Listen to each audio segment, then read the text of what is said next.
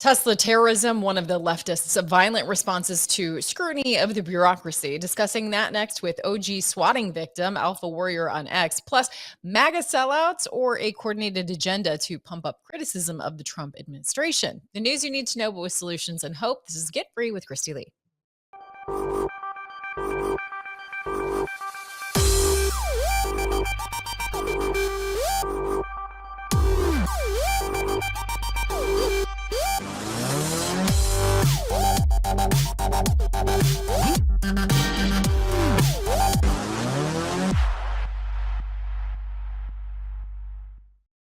The latest escalation of the Tesla takedown happens in Austin, right here where I'm at. Incendiary devices are found at a Tesla showroom in Austin Monday morning, according to KXAN reporting.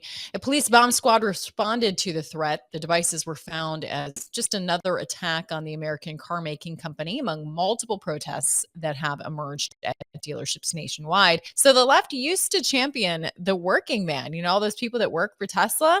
They used to champion the electric vehicles. And now they're holding signs to unalive the billionaires. They're bombing or attempting to bomb dealerships.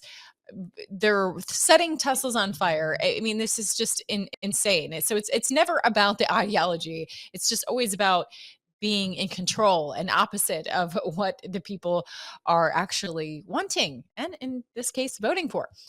New York Post reports that the FBI has responded with a new task force probing the Tesla takedown and log, that one that doxed all of the Tesla owners and showed their addresses with a Molotov cocktail cursor. But it was innocent. It's just their way of fighting. They don't actually mean violence, even though they were constantly showing the Teslas on fire.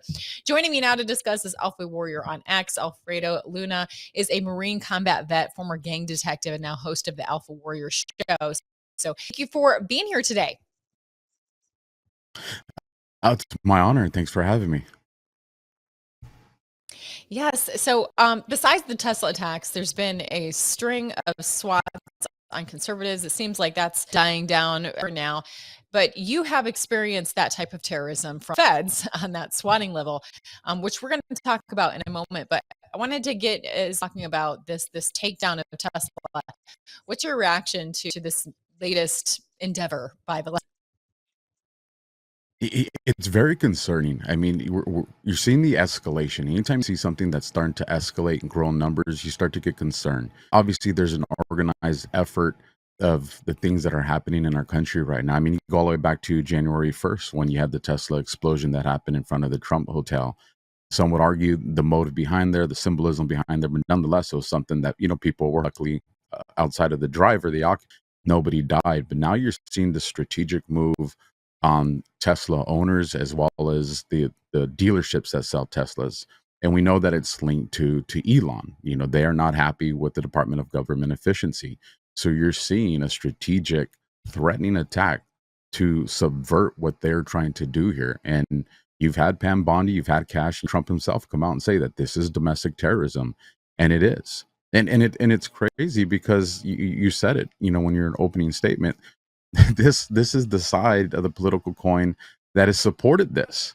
And now you see, people that have diesel, fuel trucks, fossil fuel trucks that are going and supporting the Tesla people. So it's really kind of amplifying who's for this country and who's not. It's unfortunately that this is something that's very dangerous.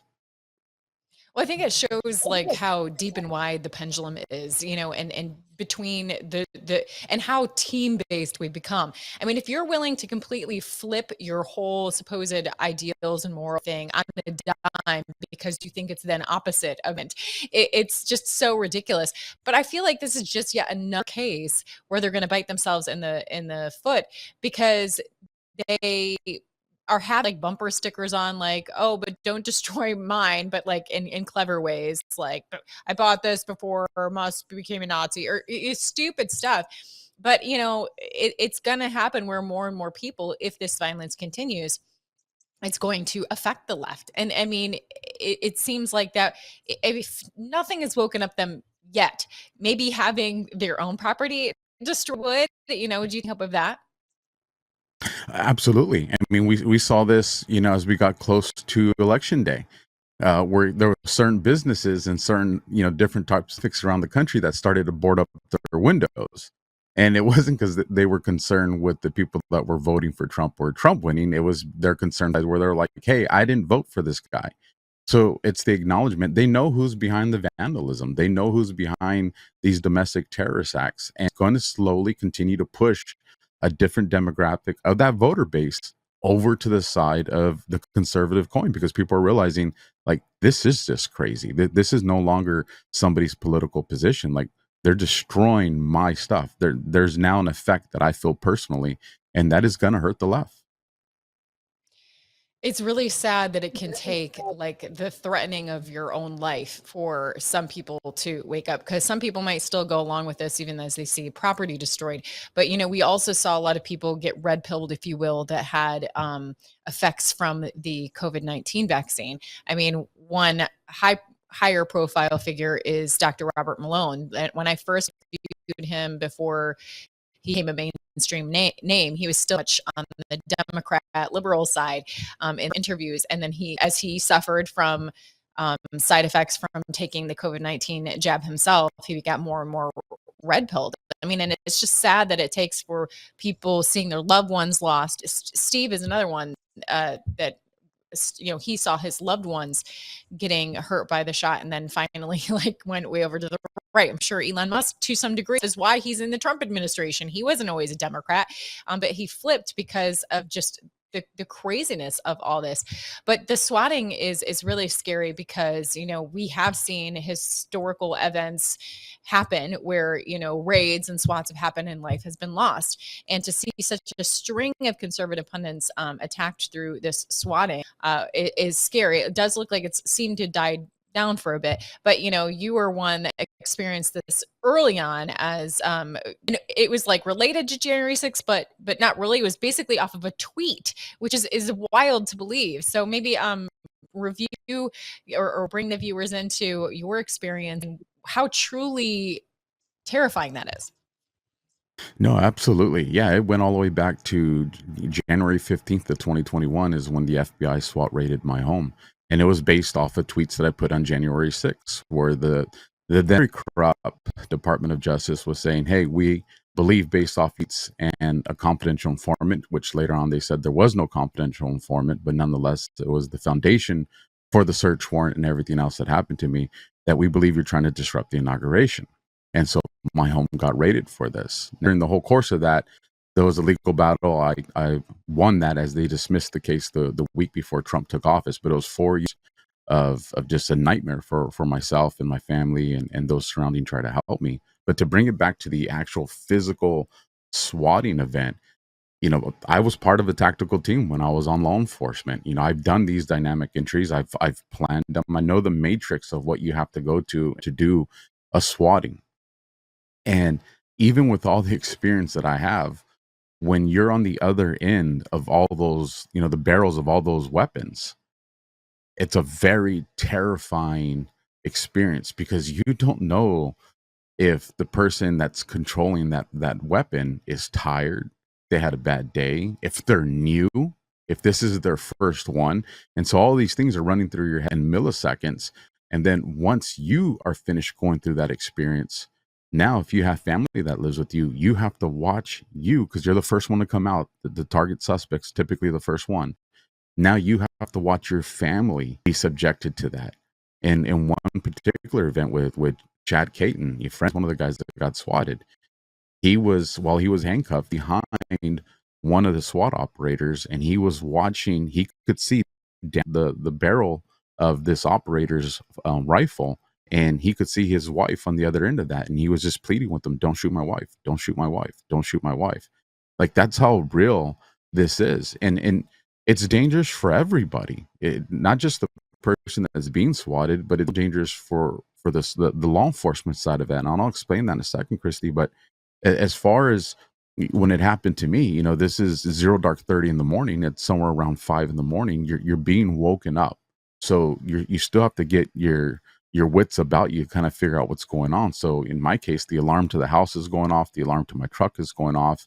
And by the grace of God and God alone, instead of me grabbing my old duty weapon, I grabbed my phone.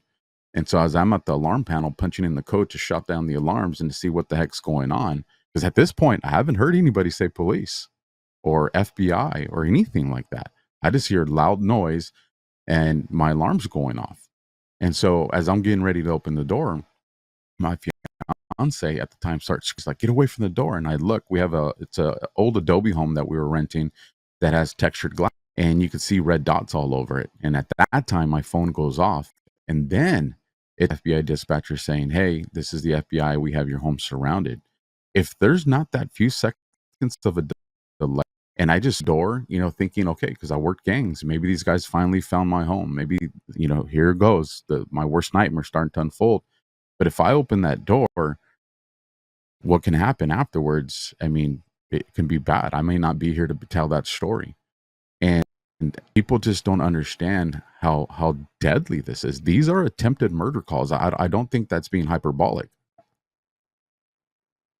Yeah, absolutely. And I certainly hope that it won't take a loss of life for people to understand the seriousness. There's nothing funny about this. I think like with the whole like pizza people being delivered pizza, it kind of almost like makes it seem like a prank, but this is not a prank. I mean, this could definitely result in loss of life. But you touched upon something there that I wanted to ask you about as well. You were a gang detective, and we have this high profile spat, I guess we'll say, between a judge, an activist judge, and Trump when he sent a very violent gang away, and the judge make them turn the plane around. What were your thoughts on that, just as a former gang detective? Is there ever a case where you're gonna be like, oh, but what if they're not all gang members, or like, how do you truly feel about how that was handled? I was absolutely disappointed in the judge, not shocked, unfortunately, but definitely just because you are putting our country in danger. These people, listen, we see the movies with street gangs. Some of us, unfortunately, live in is where we've probably experienced street gangs. These guys are worse than that. One of the safe, I'm in California, so I'm only about an hour and a half, 2 hours from the border, depending which part you're talking about, whether it's the Mexicali one or the Tijuana border. And when we would get the safety bulletins on these foreign gang members and these cartel members and the stuff that they were part of, it's gruesome. This is stuff that even our gang members would cringe at. And the judge is saying that we need to bring these people back. It blows my mind that it doesn't matter where you stand politically. It doesn't matter whether you're for Trump or you're against, but a judge, someone who's took an oath to protect this country through laws, and they're asking to bring the most dangerous people back into this country. Just to give you an idea of how ruthless these people are, this was probably around 2013, 2014. We had a safety bulletin that got sent to us that some of these guys that we were going to stop, that were in trafficking, whether it be vehicles or semi trucks, were people, but their families had been captured by these cartels and these, other gangs, and told that if you don't fight it out with law enforcement to try to defend these loads, your family's going to suffer the consequence. Now, the consequence was articulated. I won't repeat it because it's way too gruesome. But you had innocent people having their families leveraged against them to fight with us to protect illegal trafficking. And that's the kind of people this judge is trying to say, yes, we need to bring them this country because they have rights. Yeah, I am sensitive to those stories. They have to do with getting on the edge of any due process or free speech. But like these cases that there's a case for, saying like, oh, this is a free speech case or the due process case. I mean, the common denominator is it's people that are not actual American citizens. So there is a difference. Now, certainly, there is an element of people that are maybe not fully American citizens, but here legally they should be afforded some. But I mean, this is just pretty cut and dry. They're defending. Then you can see the pictures of these people. They have the gang tattoos. Oh, he might not be a gang. He just happened to get the gang tattoo. It's really quite ridiculous. But I do think that they play on the things that we consistent in our values and our morals, like free process, which we didn't see for the January Sixers. I do think that they try and spin those to put like, well, wait a minute. And I think that we're seeing that with like the latest with the whole MAGA soda gate is what I'll call it. So obviously Kennedy was saying, hey, it's not even logical that U.S. taxpayers should have to pay the bill for sweets and sodas, and that is going to end up being a circular thing where then taxpayers have to foot the bill for the extra health expenses, etc. So it's circular. And then, because there's an element in there about like, oh, but what about our freedom of choice? It did some folks defending the soda companies. And then we later find out some of them were paid. I mean, kudos to people like Eric Doherty, who was like, okay, up on this one, admitted it. He never admitted how much he's offered or how much he got paid, but owned up for it. I don't think we have seen some of the others actually own up to it. But the whole thing's kind of tricky. Like, okay, wait, if you truly have this conviction, are you going to be lumped in with those that were paid? So there's a lot to this whole thing. What's your thoughts on it? There is, it's taxpayer money. And if you're going to reach out to assistance, it's assistance. It's not something that's meant to be a lifestyle. It's not supposed to be something that's meant to be permanent. It's supposed to be assistance. And so during that time, if the system providing that assistance is going to say, hey, here's what we're going to do in order to minimize the long-term costs of this, like what you're explaining with RFK, where it becomes circular. Now it becomes a health issue or a dental hygiene issue where it continues to exploit taxpayer money. So to me, that seems pretty basic. It's not new either. For anybody that's ever been on it or had family members that are on it, the food stamp system was designed where it was always selected products. And in the beginning, it was supposed to be healthy products. So I kind of found that like this is a new concept. It just looks like a concept that we're coming back to that's probably going to be enforced. And then you move on, to the influencers, and we're learning, with Influenceable and some of the other ones, specifically targeted people that were, check the box as far as MAGA. And so, the disappointment here, the letdown from a lot of, the base that supports Trump and supported some of these influencers were, hey, you took a position to support this administration, and this administration specifically brought in Robert Kennedy Jr. to make America healthy again, and you supported that. But now, because you were offered some type of incentive, you're going against something you supported. And I think it was very revealing to, it's not just one side, it's both sides of the coins that can be manipulated, and that the true integrity of, quote unquote influencers is something people have to be with. And it's manifested into something, this one, it does seem because it's soda pop, but the concept of this is something that is not new, and it's something that has become more sinister. We have, and this is not rumor, I have confirmation and from people who have received the payment, that there was an active recruitment that took place on calls to bring people to X to push narratives. And when mainstream media saw that people were turning away from it, and that alternative media, social media, podcast, radio is where people were starting to turn to get, whether it was their news or information. It's not like the mainstream media is going to be like, okay, well, we're just going to abandon our ability to try to control the narrative. No, it's strategic warfare. They're going to move new assets onto these platforms in order to control the narrative. And we're seeing that unfold in real time right now on media. We're seeing foreign people trying to have influence on about America,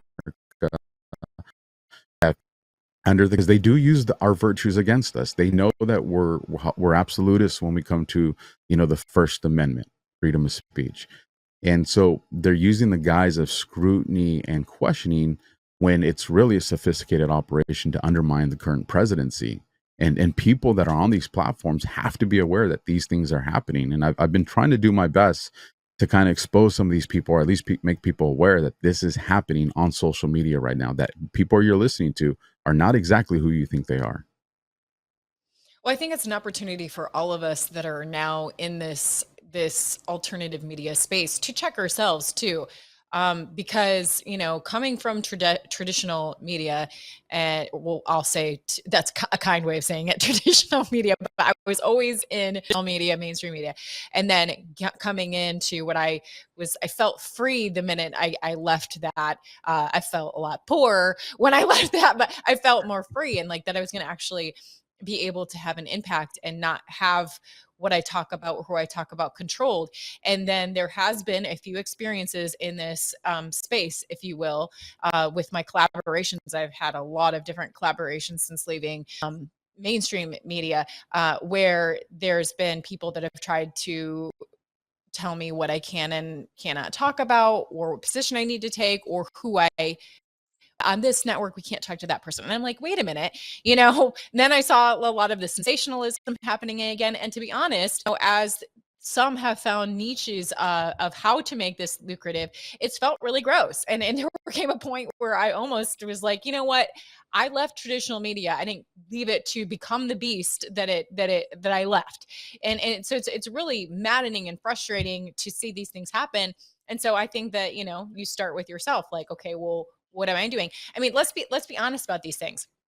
It is hard to make money in this alternative media space. You have to grind. Like, as a news anchor, I never had to worry about marketing or advertising or pushing sponsors. I mean, this is something that has been something you have to do, at least, well, this has become an alternative media source, right? So, I mean, I can humbly admit that would be tempting if all of a sudden I started getting these emails like, well, if you say this, well, it's like, because you're desperate to sustain it. So it would be tempting, but I would have to check myself and be like, wait a minute. But I also don't like, and sorry, I'm kind of like ranting on this, but I also don't like that. Okay, well, if I have this opinion and others are getting paid to have it, now I'm going to be lumped in as a shill, so it's all very tricky, don't you think? It absolutely is. And if some of those actually the people that got paid for this truly had that position and you could see it, then I would have no issue with it. If somebody wants to get paid for posting something that they would have otherwise posted already, that doesn't bother me. Because it's not challenging their credibility. It's when that they didn't have that position, but they're willing to flip that position, because it's trust. Why did we have this Yeah. migration over here? And something you said, we come from two different backgrounds. You came from the media background, I came from the law enforcement background. But I think one of the frustrations we probably share is you knew that there was a professional way to get information, vet this information, and then present it to people. And so you bring that experience to this alternative media platform, and you want to see other people do that. Well, I come from the investigations background. Before we come out and say that this is the way something is, my brain is already trained through experiences. How does this hold up in court? Does this meet what a jury would need to hear to come to this kind of conclusion? And then you see people, like you said on here, that they'll just, and I'm like, you don't understand the consequence of saying something about somebody that's just a rumor, or presenting it as fact, when it's like, hey, this is my opinion, or an allegation of something. And when you don't see that, at some point, the listeners, the viewers are like, well, then where the heck do I go for the truth? Because we do all get lumped in together. Because what if you do have a position that was against, what RFK is doing, and you go and post on it? Well, now everybody's gonna be like, well, you must be getting paid for that. And so it muddies the waters for everybody. And the only thing we have right now is our integrity. Yeah, absolutely. And to that end, I do think that we have a responsibility in this alternative media space. And this is where maybe we need to hash out if we are on the same page or not. I do think we have an extra responsibility now more than ever to be critical of this administration, because we were very critical of the last administration. Why? Because the mainstream media was failing us. They were not critical at all of the Biden administration. They read off press releases. They didn't ask difficult questions. They only now acknowledge things like, yeah, we have been dealing with inflation. Suddenly they'll confirm that we've been dealing with inflation, and that he was never cognitively totally there. So I just think that I have no problem with having scrutiny against the current leaders. I mean, I think that's a responsibility. If you're going to be in this journalism space, if you're going to deliver news, then you should do it with a critical eye and a critical voice. I did see that you had some issue with or concern with that some may try and capitalize on giving criticism or scrutiny. So maybe just clarify what you mean by that, because I do think we should all be on the same page. No, absolutely. So, yes, so people have tried to kind of manipulate my position here. I'll be very clear. Okay. I absolutely support scrutinizing our government officials, including President Trump. I was, listen, I was not very happy about his pick for VP. You know, I love what JD Vance has been doing as the VP. The guy's been knocking it out of the park, but I was concerned with some of the ties he had to the technosity that we're concerned with. And I was very vocal about that. Where my concern is, there are people that make comments like, I've always supported President Trump, and they have a base that follows them. So then I went and started to review their content, and talking 2 years back, 3 years back, 3.5 years back, and they didn't. So they're presenting an image of like, okay, hey, my scrutiny here, my questioning is because, like something like you said, and like what I'm saying, if it warrants it, then we should present it, we should have these conversations. But what I'm seeing is and it's groups, and the messaging all matches, and when messaging matches, it's not an absolute, but it's a red flag. Yes. You should watch it. And when you go through their platforms, it's every time Trump says something that could be taken out of context, they all strategically put out this information. And that's where I'm telling my audience, be careful those that are saying, hey, I'm just being concerned, versus people that are trying to undermine. And, one of the ones that I got a lot of pushback on was with Pam Bondi and the release of a certain files. Right? I don't know where this is all going to air, so I'll be careful with some of the things I say. But everybody knows what I'm talking about. Well, immediately people's reactions were, we need to call for a resignation. And I'm like, the woman has been in her position at that time about a week and a half. And she's already bring this information forward. At the time, she had already moved Alvin Bragg and others. She had already classified the cartels as terrorist organizations, a lot of things that Trump wanted. So she had already accomplished a lot in that week and a half. And I felt it was very premature, and in some situations very coordinated, because all of a sudden you saw this massive resignation, and that's not reasonable. If we want our new administration, what people say, we want the arrest. Well, understand that if we want it the correct way, if we want it the constitutional way, we're talking about this administration having to, one, uncover things that have been buried, and then once they are uncovered, to actually investigate it a legitimate way, and then to go through the process. And that's not going to get done in 50 days. That's not going to get done in 100 days. Now, it doesn't mean we shouldn't be like, hey, what's going on? Give us at least let us see the temperature of what you guys are doing.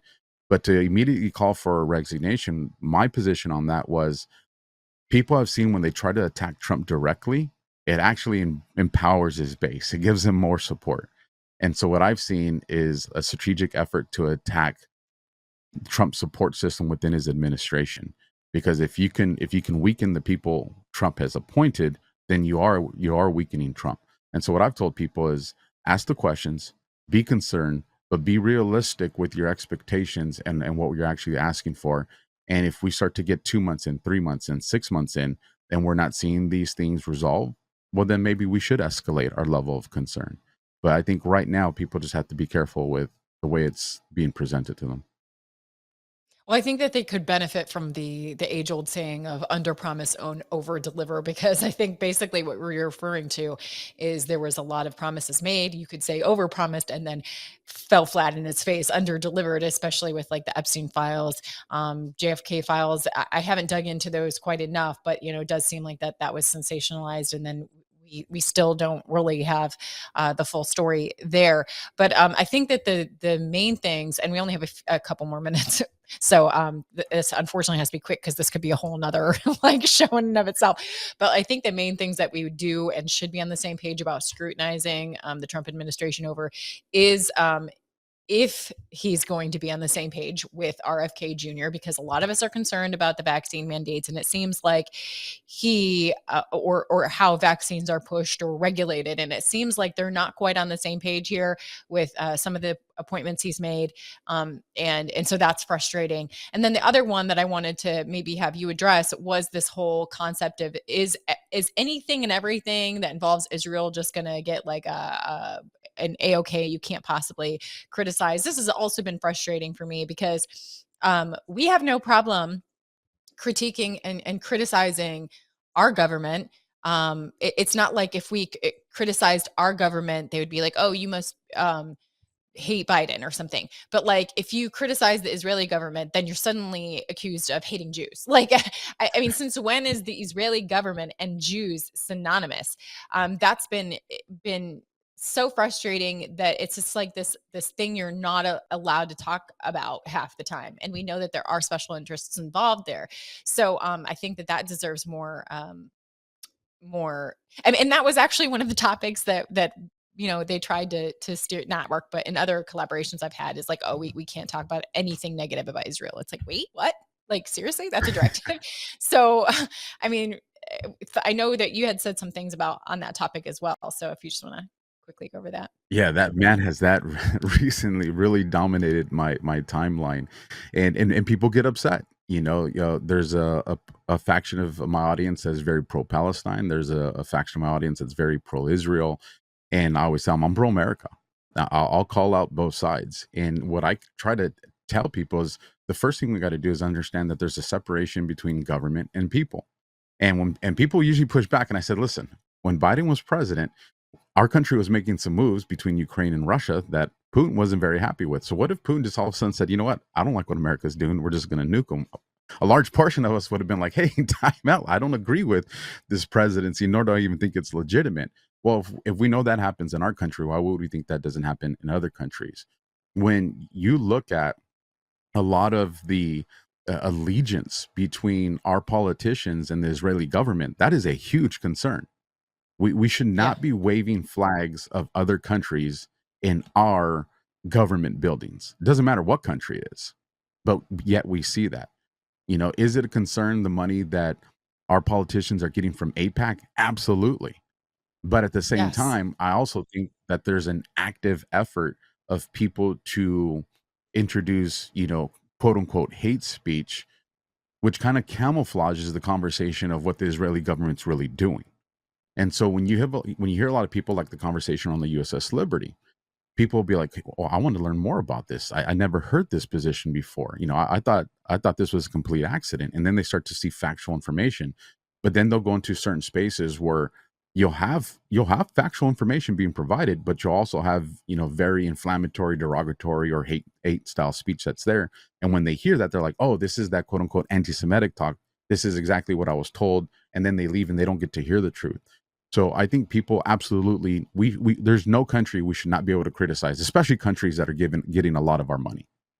And Exactly. And one of the things what I tell 'em when it comes to Israeli government is you also understand that the Israeli government is not completely Jewish. There are other religions and nationalities in that government.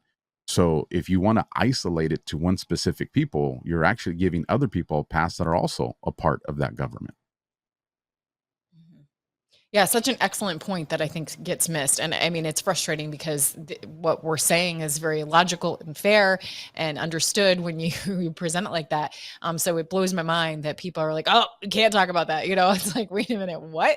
We're doing ourselves a disservice. If there are special interests or another country's government is controlling any aspect of America, it deserves a very incredulous eye. And so that's been frustrating to see that kind of get a pass in so-called alternative media. Like nothing, in my mind, nothing should be off the table for us to at least discuss, look into, investigate, debate. So that, yeah, I'm glad we're on the same page with that. Well, Alpha, I know that you need to get back to your work and would love to continue the conversation another time. But thank you. No, a pleasure being here. So thanks for having me and God bless. You too. All right, up next, we've talked about these tools, these terrorist tools in the tool bag. What else should we be watching for? They've attacked Tesla, something that they used to champion. They've uh, done swatting. I mean, it's just like what else should we be keeping an eye out for? But first, wherever you're watching, make sure you like, comment, share. Also, support the show by taking advantage of our sponsors. And lucky for you, there's never been a better time to invest in the energy sector. So we'd like to thank this next sponsor for supporting the show and also giving you an opportunity to invest in a smart way. Watch this. The world's smartest investors aren't buying oil stocks. They're collecting mailbox money from oil royalties instead. I'm talking about passive income that shows up month after month, starting with as little as $25. Visit ChristieOilBoom.com to discover how to tap into monthly royalty checks from America's most productive oil basin. You don't need to be wealthy, you just need a regular brokerage account. That's ChristieOilBoom.com to learn how you could start collecting oil royalty checks every month. All right, so we have all kinds of things that we need to be watching for. We need to be vigilant. Thankfully, we're many of us are prepared with discernment and well read up, and but you need to always make sure that you have all the tools that you need to be prepared for anything. But interesting to hear from Candace Owens on this topic of another pandemic. We've heard of bird flu, we've heard of other things, but now she's saying that it's already been planned out that there is going to be a cyber event. So watch this. The website is still up and they say, the coronavirus pandemic is inevitable. And then boom, it happened the very next year. So people say it's a conspiracy theory to believe that they knew that the coronavirus pandemic was going to happen. You don't have to believe it was a conspiracy theory, or you can believe it wasn't a conspiracy theory. It's up to you. I don't really care. The point is that they made the prediction, they called it inevitable, and then it happened immediately. So for me personally, that signals to me that I should probably pay attention the next time the World Economic Forum makes a prediction and calls it inevitable. And lo and behold, they are predicting that a coronavirus pandemic, a cyber pandemic, is going to happen, and that it is once again inevitable. So if you look into the exercise that they have run this year, I believe they ran it in July. They've been meeting and talking about the cyber pandemic, what it would look like. Essentially, their idea is that they're going to have to sanitize the internet because a bug, think of it as like a coronavirus for your computer, is going to sweep globally. And the only way they're going to be able to stop this bug from infecting everything is to effectively shut down the internet, right? And they were talking about bringing down the power grid in an effort to do this. So imagine the government bringing down the power grid and you would not have access to anything that required an electrical charge. Anything that would require an electric charge. Well, we're going to be talking about something that does require an electric charge. That's why you have to make sure that it's always charged up and ready to go. But if the grid goes down, it's a way you can still communicate. And it is the satellite phones. I've got Brett Miller with the Satellite Phone Store joining me again to talk about being prepared. And it is pretty scary. We saw it happen. They had it all written and documented what they would do in the case of a coronavirus pandemic. And then we saw it all play out. And so here again, one time I asked Alex Jones how he's the great predictor. Like, how do you always know about things that are going to happen before they happen? He's like, because they tell us, because they do this kind of stuff. So we do need to take it very seriously when, as Candace Owens was saying, they document what would happen, then okay, so now it's not a would, but it's a when, right? It is. Hey, Christy, good to see you. There's a guy named Klaus Schwab that has been talking about a cyber pandemic. He's a Nazi. He looks like a bald-headed Nazi. He's the son of a Nazi. But he's been talking for years about how a cyber pandemic would make COVID look like a minor inconvenience. And those are actually his words.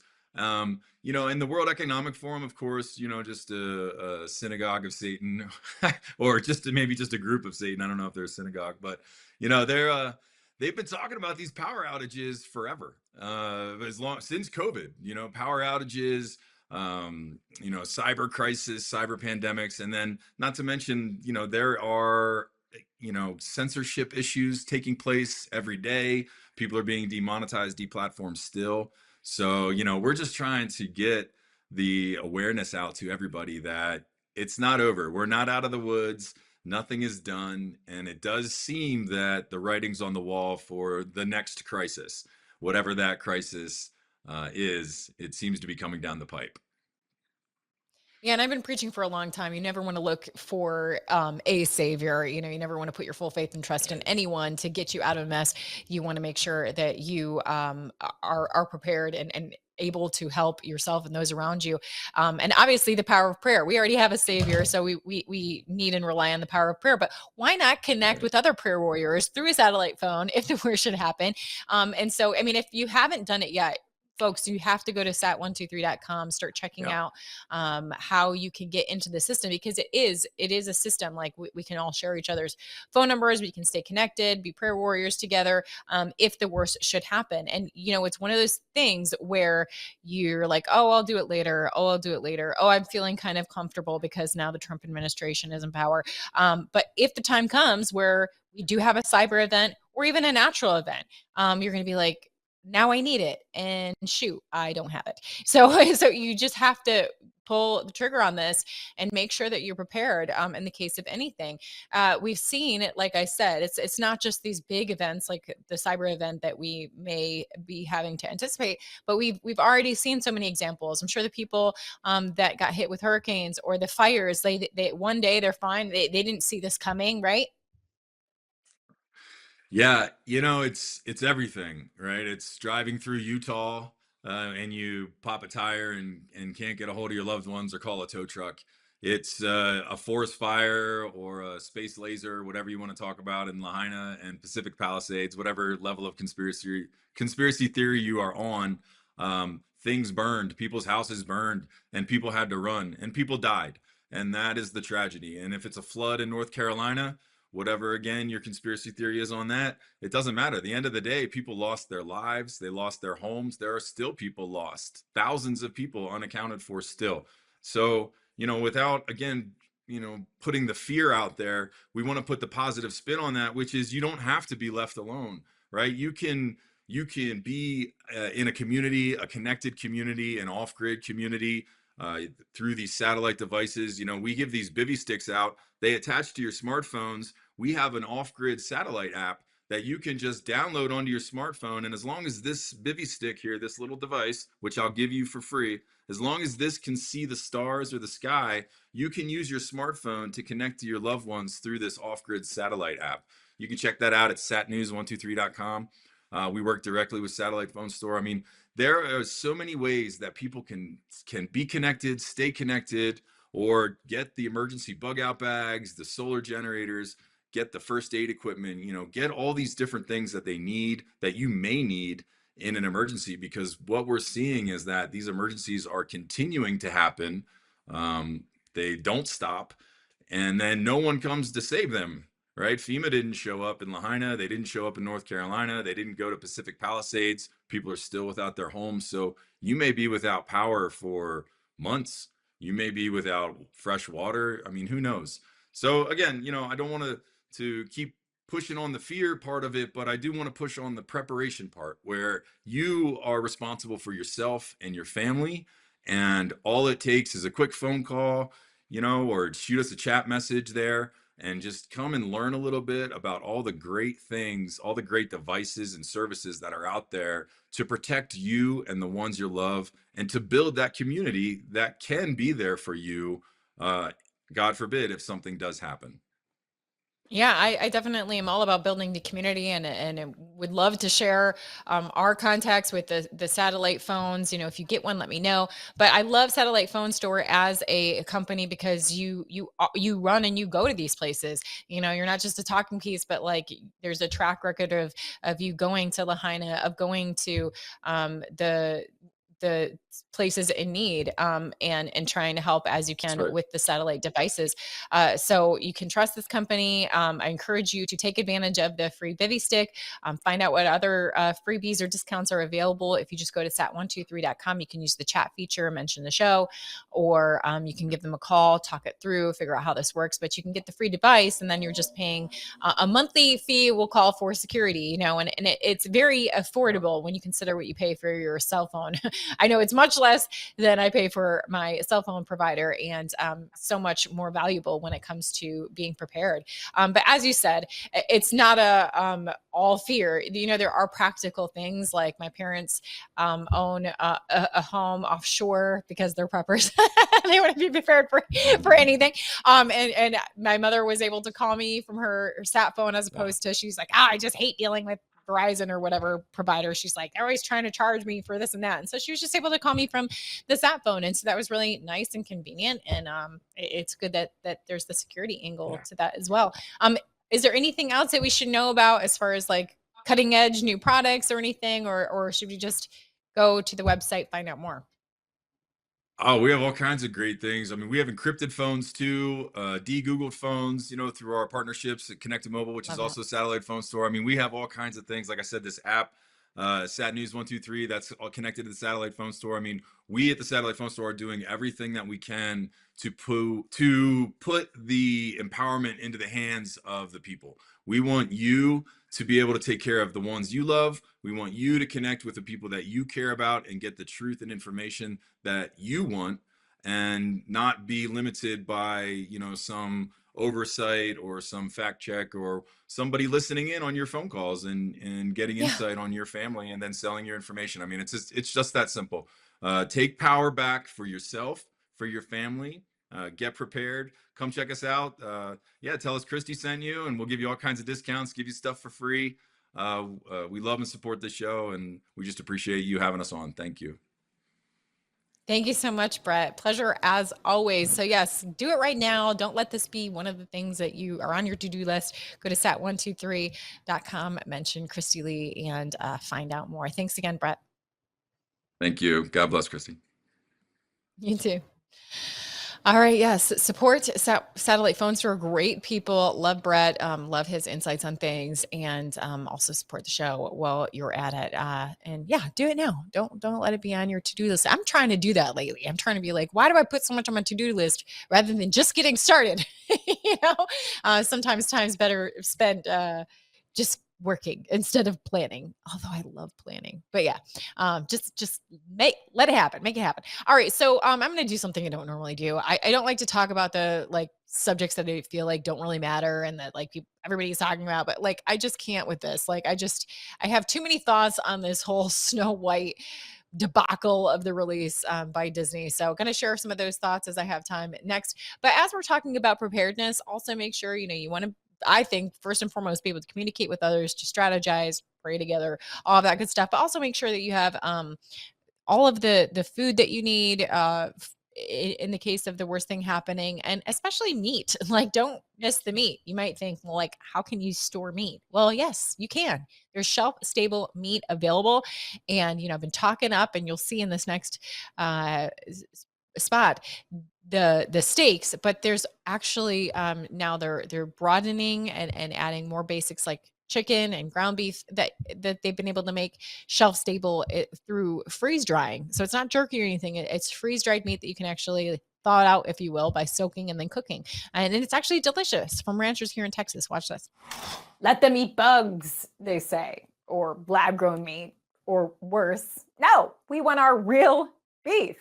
And we need to get free from the rising costs because the prices are skyrocketing.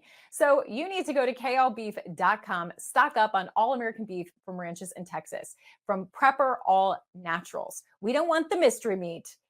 This meat is no mRNA jabs ever. It's freeze-dried, stored in Mylar bags with oxygen absorbers for maximum shelf life. We're talking 10 plus years without refrigeration. We're not talking jerky. We're talking about something you can just soak in water for 15 minutes, ready to eat. And these are premium cuts: New York strip, tenderloin, sirloin, chuck. Just use promo code KLB15 for 15% off your order.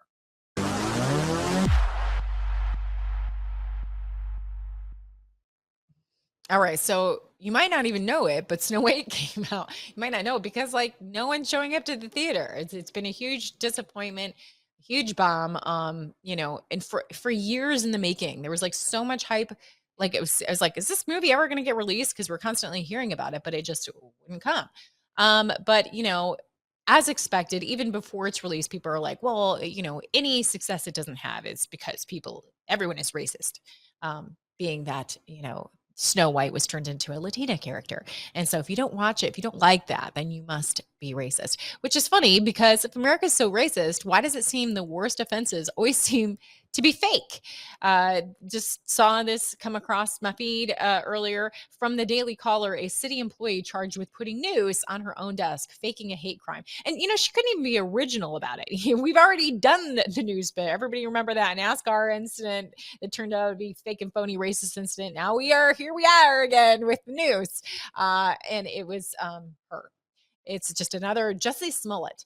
And so this is what happened. She reported a news on her desk and she was going on this tirade about marginalized people and this is still a problem. And then, she had reported it to police. And after the FBI got involved and they wanted to take DNA tests, she refused. And then she wanted to drop the investigation. Well, fast forward to they did get that DNA and it was her DNA on the news. And so now she is facing fines and jail time. So again, if racism is such a problem in America, why is the worst of the offenses always seem to be fake? But back to Snow White. One of the most egregious things about the Snow White reimagining is the dwarf disaster, actually. First, they wokeified it by instead of, now we shouldn't have seven dwarfs. Like, let's make them misfits. And so you saw these pictures come out where it was just people of different genders and races and some were tall, blah, blah. And so when these pictures came out, there it is. They're like, wait a minute, that's the seven dwarves now. There is one dwarf in there. But I mean, they just decided to make them like quirky people. Well, after they got that backlash, they switched it back to the dwarf concept, but not by employing an actual marginalized group, but using ridiculous CGI. And so this is the first I've seen it just over this past weekend is what the dwarves look like. And it's terrible CGI. I mean, they might as well made cartoons. This might as well have been one of those movies where it's a person interacting with a cartoon, like that Bugs Bunny basketball movie. Like it's a horrible CGI, looks completely ridiculous. And so again, they could have employed a whole group of talented little people if they truly cared about this. But that's the thing. They never care about what they say. It's just the idea of what they say. They like putting themselves on this pedestal and acting like they care. And in this guy, he's part of the problem. Peter Dinklage, I really love his work, but he's the one that like raised a fuss.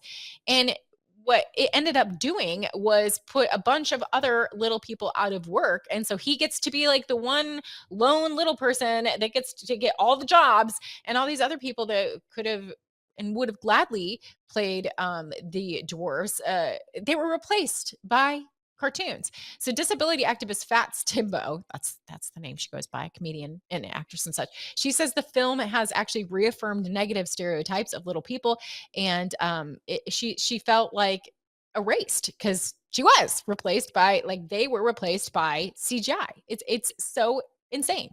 As far as the issue of a Latina playing Snow White, let's not forget that Snow White is a German fairy tale. This is like Brothers Grimm. So, why can we not pay homage to an actual classic story and respect and celebrate that country's culture and stop swapping it out for another just because that's like the it thing to do? I mean, if you're going to do that, that's fine. Like, just come up with an entirely new concept or content instead of like taking something that was clear. Like, you still have the dress, you still have all of that, but you're replacing the main character with the Latina. And isn't this what they call cultural appropriation? Here's the other thing. I mean, look at her. Snow White, she didn't have to be white, but it was so important to keep that ugly hair. Like, so they kept like a very ugly version of the cartoon hair. That was important, but not keeping, her lineage or genealogy, like that this was a German cartoon. So I just don't get it. Yeah, for Little Mermaid, as far as that, I didn't care about the race. Like, a mermaid is like a made up character anyway. So I never cared that they made the mermaid black. Like, that didn't matter to me, like, at all. But I was really ticked about the red hair. Obviously, I love red hair. And when I saw The Little Mermaid, I always wanted to have my red hair be like that red, true red. And so I wouldn't have cared if they, but like, why did they have to take her? Why didn't they care about the hair in that case? They didn't make her hair red, like true red. And it would have been so easy and it would have looked so much better. There's actually some people that have done renditions of her with the red hair. See, that looks so much better to me. So I don't even care. She didn't have to be white, but couldn't you have kept her hair the same? Like, it's just stupid. All right. Well, I got to wrap up. There's plenty of funny videos and stuff, parody videos. Maybe I'll save that for another day. But want to remind you to support this show. You can do that by going to mypillow.com/KL. They have a whole new deals for you. The box stores didn't come through, so the savings is passed on to you. You can get the wholesale price of sheets for $69.99 as opposed to almost $140. King size only $79.99. So many deals you can get there. Just go to mypillow.com/KL, or you can actually call 800-663-3706. So I need to do my verse of the day real quick. It's from Proverbs 24:14. And here it is. Know also that wisdom is like honey for you. If you find it, there is a future hope for you, and your hope will not be cut off. So pray for wisdom, ask for wisdom, and certainly it seems like we're lacking a lot of wisdom right now. So that is your future hope. God says that if you ask for wisdom, he'll freely give it. You can always connect with me on Locals. I talk more Bible topics there, do a daily devotional. So connect with me on Locals, ChristyLeeTV.locals.com, or just go to Locals, search for me, and we can continue the faith conversation over there. Well, thanks for watching. Don't forget to spread the word and share with friends. Get free with Christy Lee now on Lindell TV.